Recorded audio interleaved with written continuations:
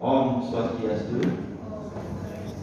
Assalamualaikum warahmatullahi wabarakatuh. Salam sejahtera untuk kita semua. Shalom, namo buddhaya, salam kebajikan, rahayu 3 kali. Ya, kita petikkan salam kurma merdeka. Merdeka. Ya, kita ulangi bersemangat. Kita ikuti sama-sama. Kita petikkan salam kurma merdeka. Merdeka. Merdeka. Merdeka. Merdeka. Merdeka. Terima kasih Bapak Ibu. Kita petikkan salam kurma merdeka. M itu mulai dari diri. Nah, mari kita belajar bersama-sama mulai dari diri sendiri. Kemudian E-nya eksplorasi. Jadi setiap diri pribadi punya potensi, namun terus kita gali, explore. Kemudian R-nya ruang kolaborasi. Nah, di sini adalah tempat kita berkolaborasi. Setiap orang punya potensi. Kemudian D-nya demonstrasi kontekstual. Jadi kita lakukan sedikit demonstrasi. Kemudian E lagi elaborasi. Nah, setelah demonstrasi, eksplorasi, ada ruang elaborasi untuk kita. Kemudian K, koneksi antar materi. Nah, kita hubungkan satu sama yang lain, pembelajaran yang terdahulu dengan pembelajaran yang sekarang. Kemudian A yang terakhir aksi nyata. Nah, saya menunggu aksi nyata dari Bapak Ibu nanti di akhir pertemuan ini. Yang mohon izin Bapak Ibu, jadi kehadiran saya sini saya berdiri di depan Bapak Ibu guru yang tentu yang saya hormati, pimpinan di SMA Negeri 2 Abian Semarang yang sudah memberikan ruang kepada saya melakukan pengipasan tentang pengembangan tujuan pembelajaran dan pembelajaran terdiferensiasi. Ini kaitan dengan BIMTEK selama 10 hari yang saya ikuti bersama guru-guru di seluruh Indonesia. Jadi kemarin kita sudah melakukan aksi nyata. Nah, sekarang RTL-nya, rencana tindak lanjut. Jadi salah satunya ini melakukan pengimasan atau sosialisasi di sekolah kita. Sebelum nanti saya juga akan melakukan pengimasan di luar sekolah, seperti itu Bapak Ibu. Jadi untuk memulai, izinkan saya berpantun Bapak Ibu. Namun pantunnya melalui puisi. Nah, puisinya berjudul pantun. Nah, seperti itu Bapak Ibu. Hari ini akan membawakan puisi karya saya sendiri yang berjudul Pantun KHD.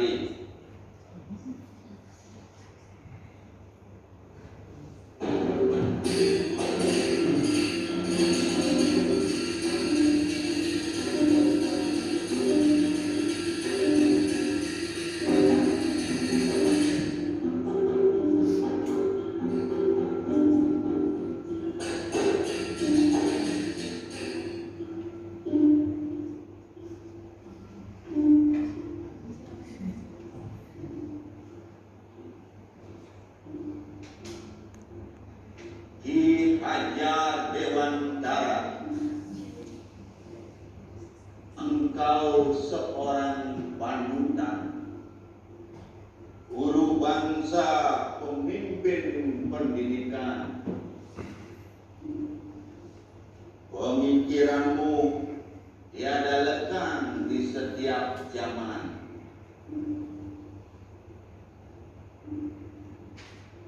Ki Hajar Dewantara, engkau berlimpah dengan tuntunan, kapan di belakang, di tengah, dan di depan, demi tercipta keselamatan dan kebahagiaan.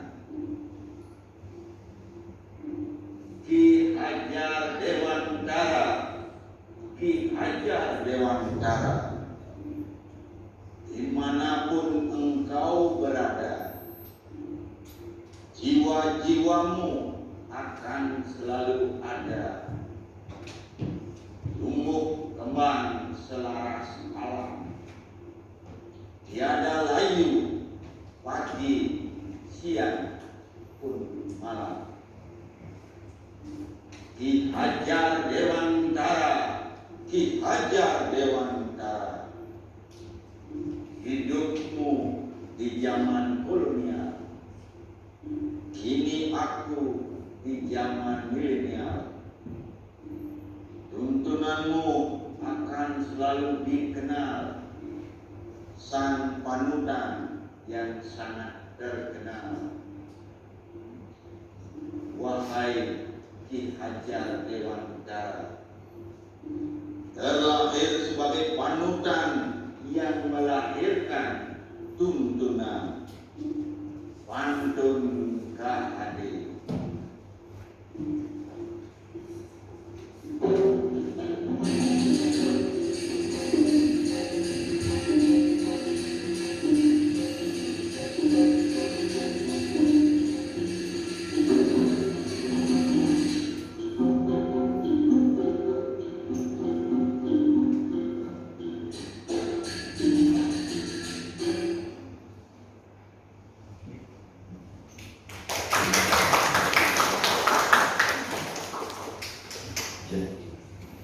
Baik Bapak Ibu, nah sekarang untuk memulai silakan ambil HP-nya, saya akan kirim link kepada Bapak Ibu sebagai pengetahuan prasyarat ya.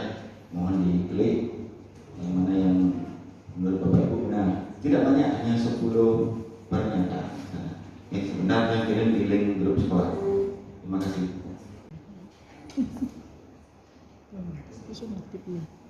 Mana jawabannya nih? Hah? Sama informatif nih? Informatif. Kalau ada keterampilan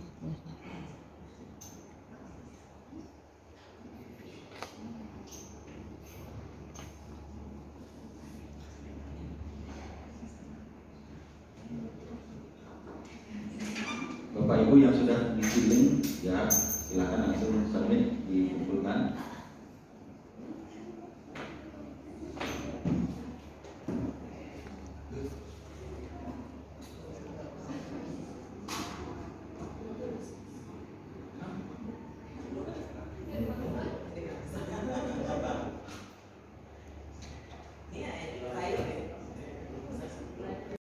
Respon Bapak Ibu guru yang ada di kelas saya jadi 70%. Nah 70% rata atau mungkin 75%. Bapak Ibu sudah mampu menjawab. Itu bagus. Bagus ya. Jadi terima kasih. Nah, ini bagian dari diagnosis kalau boleh dibilang atau pengetahuan prasyarat. Baik Bapak Ibu, saya lanjutkan. Nah, sekarang baru ke materi pengimbasannya.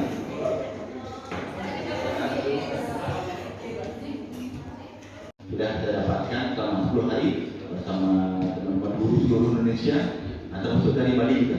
Di Bali ada beberapa sekitar 6 orang. Nah, ada salam juga untuk Bu Heli. Bu Heli, ada salam dari Pak Komang Budiatnya. Pak Komang Budiatnya kebetulan. Nah, kita kebetulan Pak yang di ruang kolaborasi nyambung. Katanya satu banyak sama Pak Komang.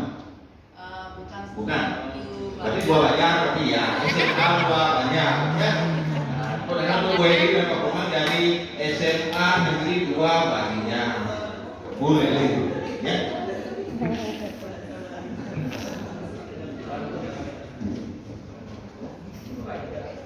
Secara materi dulu terkait dengan pengembangan tujuan pembelajaran dan alur tujuan pembelajaran.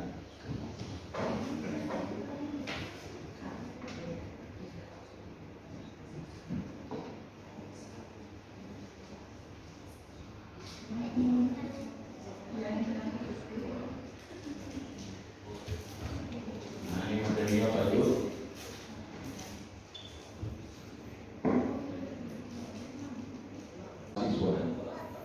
Bapak Ibu kan sudah kenal asesmen formatif, asesmen sumatif. Mana yang harusnya dominan kita pakai di kelas? Formatif atau sumatif? Formatif. Kenapa formatif? Ya karena formatif itu asesmen yang bertujuan untuk memberikan umpan balik atau informasi bagi pendidik dan peserta didik. Apakah asesmen sumatif penting? Ya penting juga. Kenapa? Karena asesmen sumatif itu memastikan ketercapaian keseluruhan tujuan pembelajaran.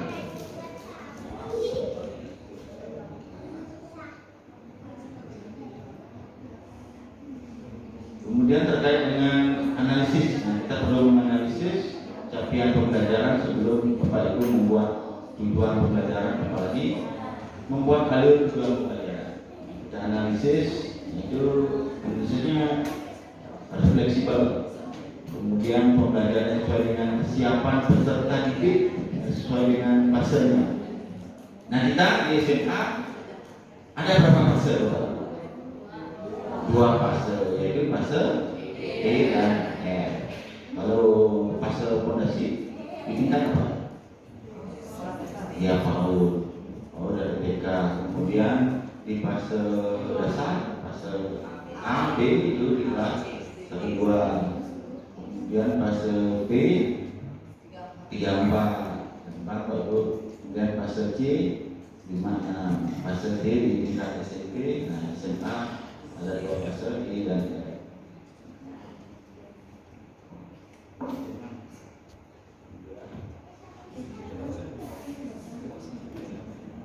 Nah, sekarang kita bagaimana sih alur penyusunan tujuan pembelajaran? Ini alurnya kita pertama pahami dulu capaian pembelajaran Bapak Ibu, ya sesuai dengan idealisasinya. Kemudian baru kita merumuskan tujuan pembelajarannya. Kemudian susunlah alur tujuan pembelajaran dari tujuan pembelajaran tersebut. Nah, yang terakhir baru kita rancang pembelajaran atau kita buat dulu saja yang dulu namanya apa namanya Pak Bu kalau dulu belajar itu RPP.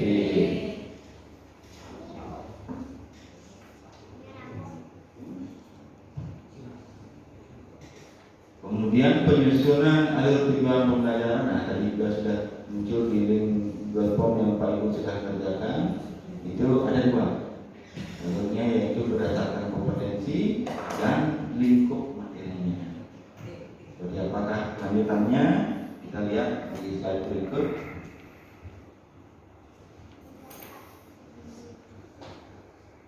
Nah, ini alur tujuan pembelajarannya dan yang ke-11. Nah, ini contoh model ATP teks narratif. Nah, kebetulan ini yang contoh yang berbahasa Inggris. Nah, teman-teman Pak Ibu guru yang berbahasa Inggris, satu elemen ada namanya elemen menyimak berbicara. Kemudian ada menulis mempresentasikan. Nah, capaian pembelajarannya di akhir fase E, peserta didik dapat menggunakan bahasa Inggris untuk berkomunikasi dengan guru, teman sebaya dan orang lain dalam berbagai macam situasi dan tujuan. Kemudian tujuan pembelajarannya seperti ini kurang lebih. Kemudian alurnya juga disusun berdasarkan tujuan pembelajaran tersebut.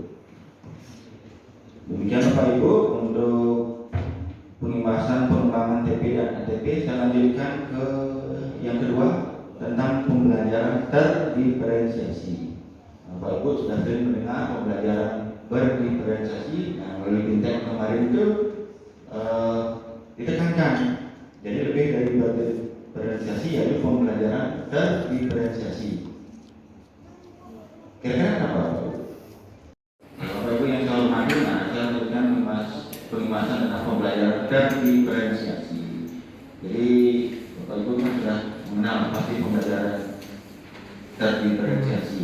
Namun sering juga dan banyak dari kita itu miskonsepsi dari pembelajaran terdiferensiasi tersebut. Nah, tadi juga sudah dimunculkan, apakah kita harus membuat modul aja sejumlah siswa kita di kelas?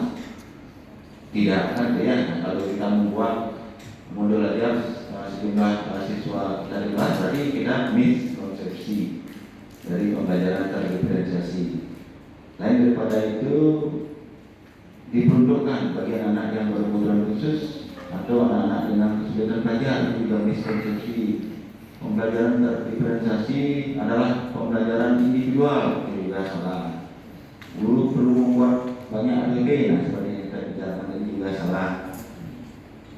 Kemudian tidak kompatibel dan standar, juga miskonsepsi. Apalagi pemisahan murid dalam satu kelompok sesuai dengan kemampuannya secara kaku yang kurang tepat. Nah, terkait dengan tujuan pembelajaran terdiferensiasi, ya tentu ini pemerintah kan kita juga harus memperbaiki hasil belajar meningkatkan kesadaran diri.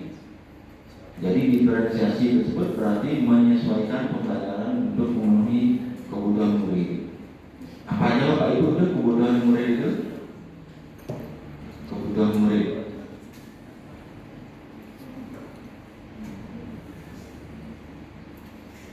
Nah, mungkin sebentar bertemu apa sih kebutuhan murid tersebut. Jadi berdasarkan minat, kemudian belajarnya, kan itu kesiapan atau profil belajar murid. Pembelajaran terdiferensiasi juga merespon terhadap keberagaman murid. Tentu kita tidak bisa mengelak, kita aja juga beragam. Bapak Ibu guru sudah menjadi kita sesama IPMP juga punya style masing-masing cara mengajarnya. Ya, semuanya itu ya tentu untuk memenuhi kebutuhan setiap murid.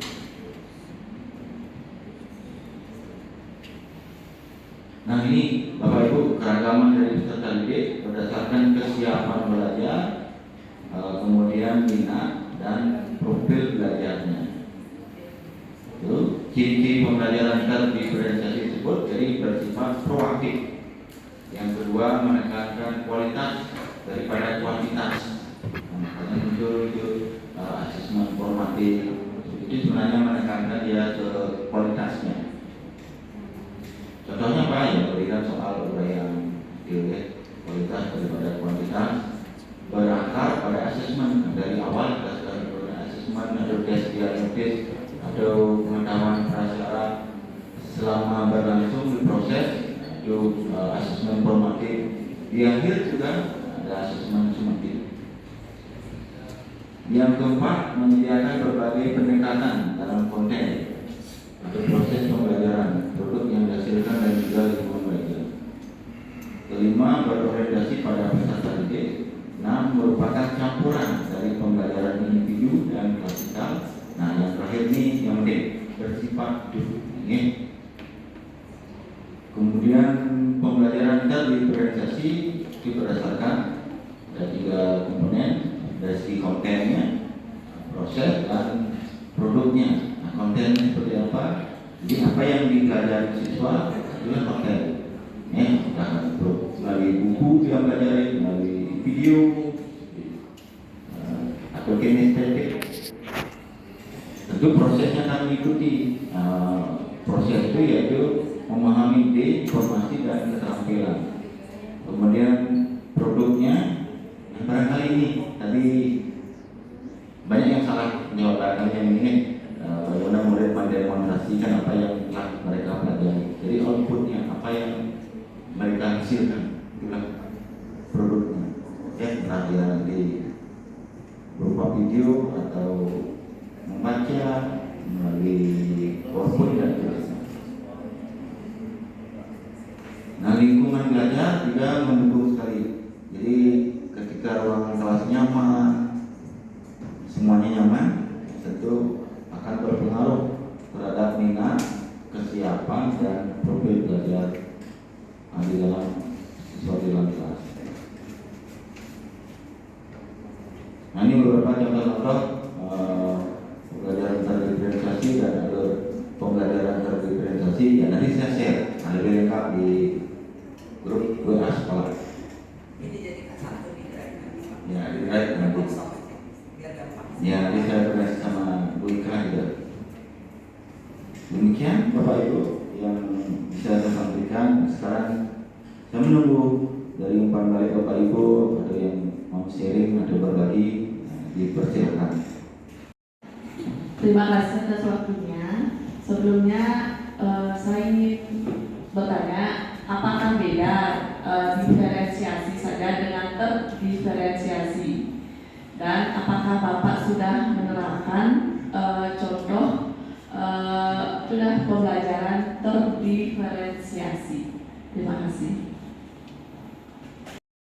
Diferensiasi, terdiferensiasi, berdiferensiasi. Nah, Bapak Ibu, bagaimana Pak Ibu ketahui? Kebetulan saya sedang mengikuti juga pelatihan calon guru penggerak angkatan yang 7 pada Bandung. Sudah juga mempelajari tentang pembelajaran berdiferensiasi tersebut. Namun melalui Bimtek kemarin ya selama 10 hari Muncul lagi istilah baru, pembelajaran terdiferensiasi. Jadi terdiferensiasi itu sebuah keniscayaan, tidak mungkin sama. Terdiferensiasi sudah dipertegas lagi, tidak mungkin ada yang sama. Yang kembar sekalipun, walaupun hasil cloning ada bedanya. Gitu. Kalau pembelajaran berdiferensiasi atau diferensiasi ya biasa saja perbedaannya. Jadi terdiferensiasi dipertegas lagi, pertegas karena itu merupakan keniscayaan. Jadi artinya kita tidak boleh ragu-ragu di kelas kita ini berdiferensiasi atau tidak. Tidak boleh, tidak harus ragu-ragu seperti itu kita. Jadi tegas kita berbeda kan seperti itu. Nah itu terkait dengan perbedaan berdiferensiasi dan terdiferensiasi. Terima kasih. Terima kasih atas waktunya. Mungkin sedikit yang memberikan 4 kali dulu untuk konten yang Bapak sudah tayangkan cukup bagus, dan disitu ada yang tadi mengganjal dengan adanya apa tadi masalah terdiferensiasi ini.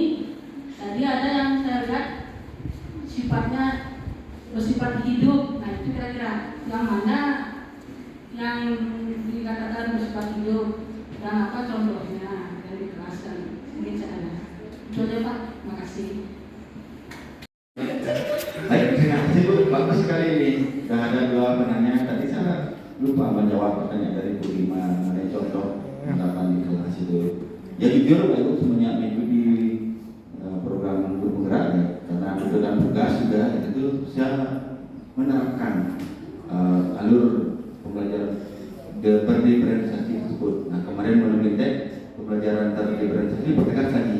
Artinya selama 6 bulan ini, karena sudah 6 bulan saya mengikuti itu modul 2.1 itu masalah tentang berdiferensiasi. Artinya saya sudah menerapkan, termasuk kemarin lewat supervisi akademik dengan Miss Ita, di kelas juga sudah menerapkan. Sebenarnya tanpa kita sadari pun sudah menerapkan pembelajaran berdiferensiasi tersebut. Nah sekarang dipertegas lagi ketika kita memberikan materi kepada siswa di kelas. Jadi kita tidak cukup hanya menyiapkan, kita menyiapkan hanya satu jenis materi, karena kita sadari anak ada yang suka gaya kinestetik, audio, ada yang visual gitu.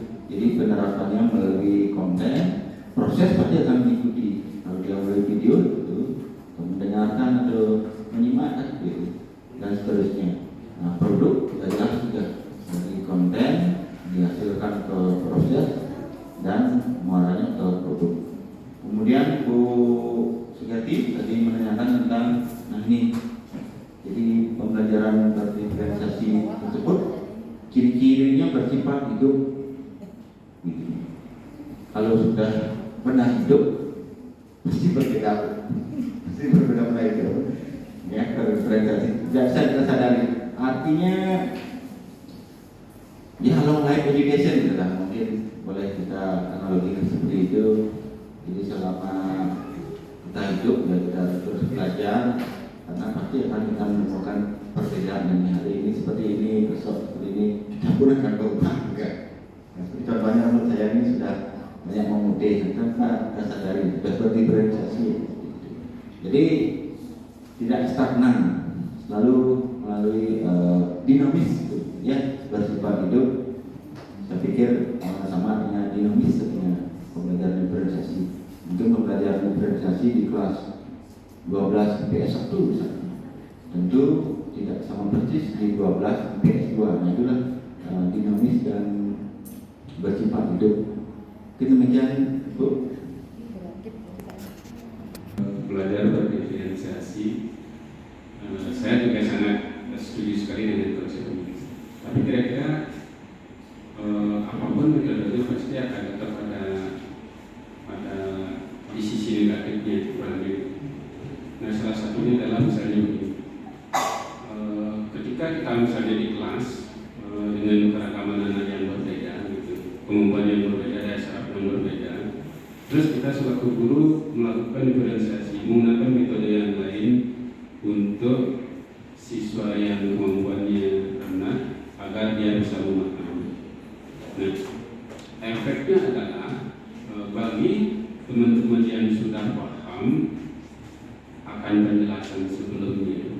Ketika dia mendapatkan penjelasan dengan metode yang lain, mungkin bagi teman yang sudah ngerti itu akan bosan, karena dia mendapat penjelasan yang kesekian kali ini.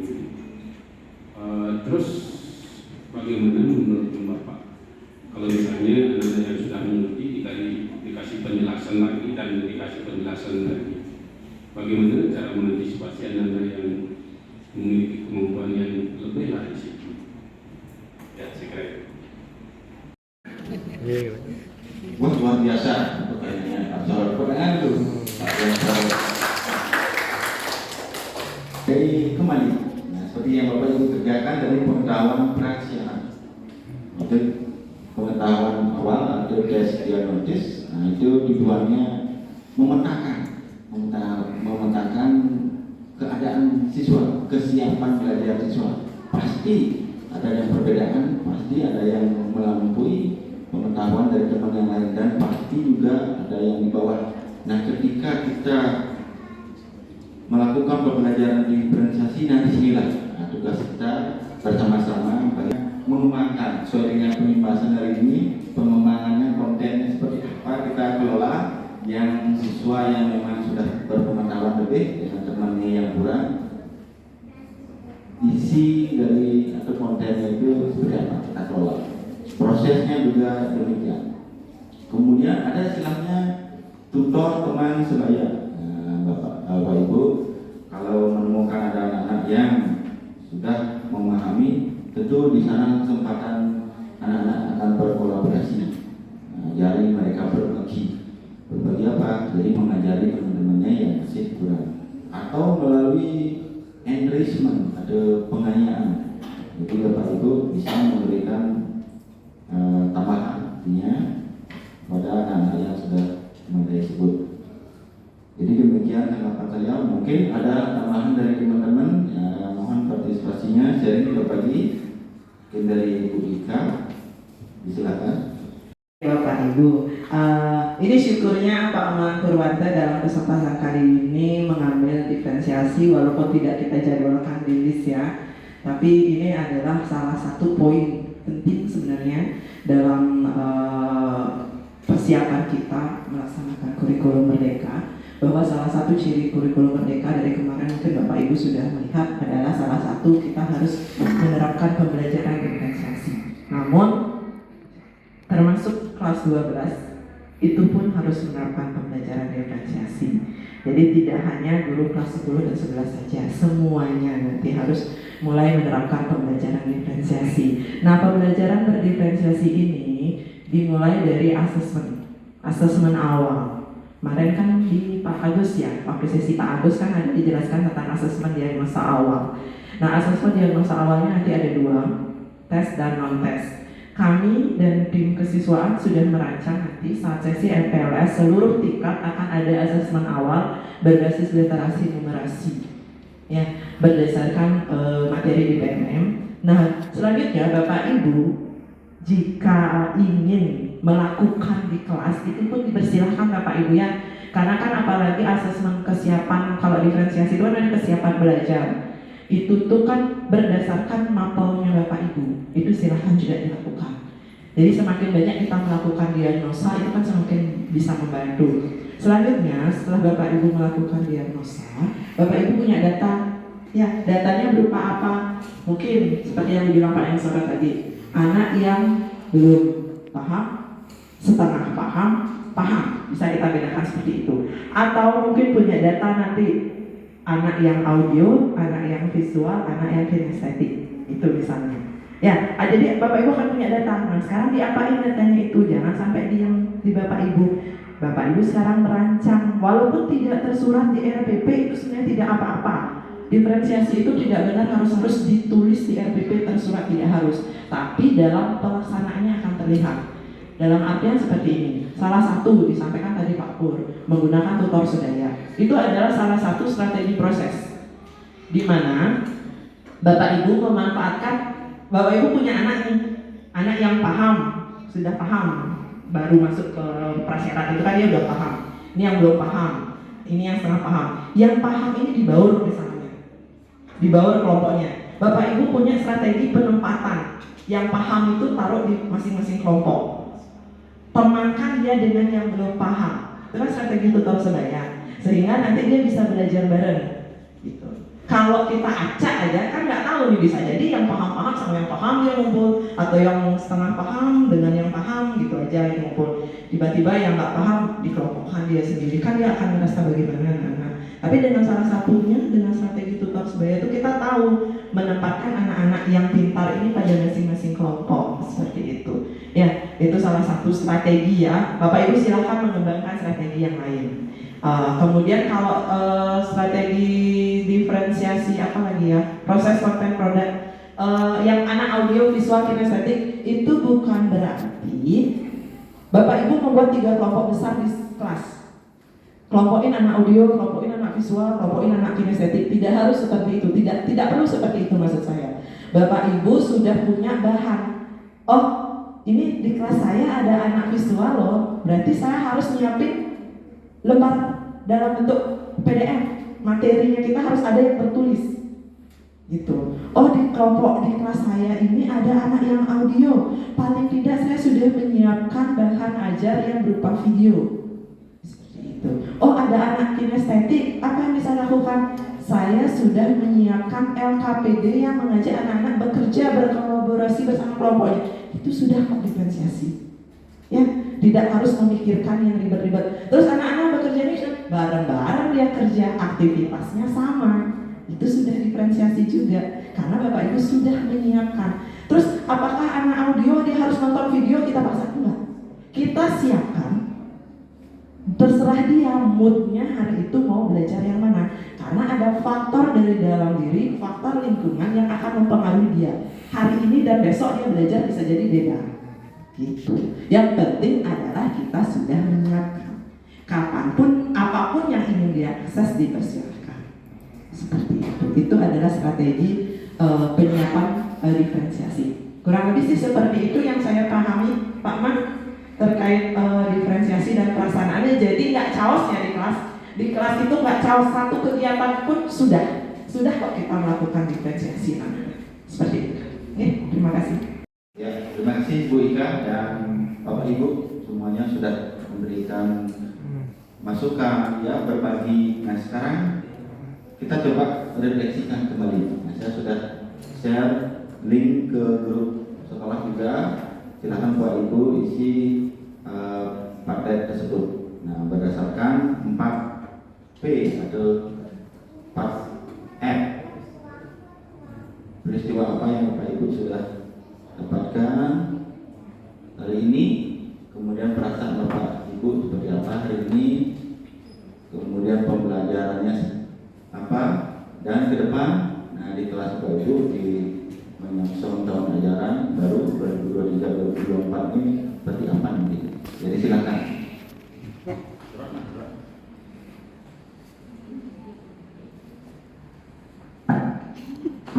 Apa ini?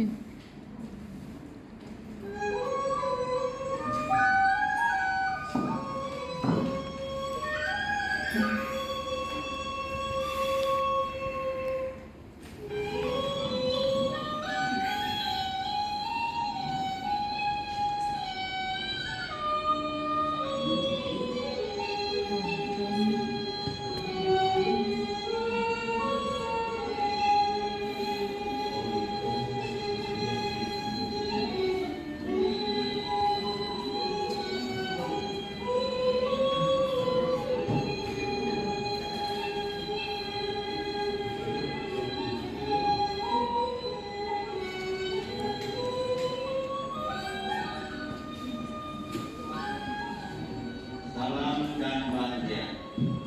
Saya Iman Purwanta berkolaborasi dengan Sanggar Seni Budaya SMA Negeri 2 Agian Demak akan Publikasikan. merefleksikan ajaran-ajaran Ki Hajar Dewantara melalui sebuah karya puisi karya kita sendiri yang berjudul Kodratmu Kodratku. Kau di kota, aku di desa. Dia di gunung, yang lain di pantai. Mereka terlahir di mana-mana. Kita punya alam masing-masing. Engkau lahir pada masa kolonial, aku ada pada masa milenial. Ia punya masa, mereka pun ada. Kita punya zaman yang berbeda. Aku tidak begitu tahu keadaanmu. Engkau pun tidak terlalu tahu keadaanku. Marilah sahabat, kita saling cari tahu keadaanmu, keadaanku. Engkau punya alam. Hari ini tidak cukup, namun juga ditunggu singkat Pak Ibu di tahun ajaran baru 2023-2024 ini. Baik Bapak Ibu, demikian pembahasan dari saya Nyoman Purwanta dalam mengikuti BIMTEK dari Kemendikbud tentang peningkatan pembelajaran bahasa Inggris, cara mengembangkan tujuan pembelajaran, alur tujuan pembelajaran, dan pembelajaran terdiferensiasi. Ya, terima kasih sekali lagi atas partisipasinya. Mari kita akhiri pertemuan ini dengan mengaturkan Paramo Santi. Om Santi Santi Santi Om.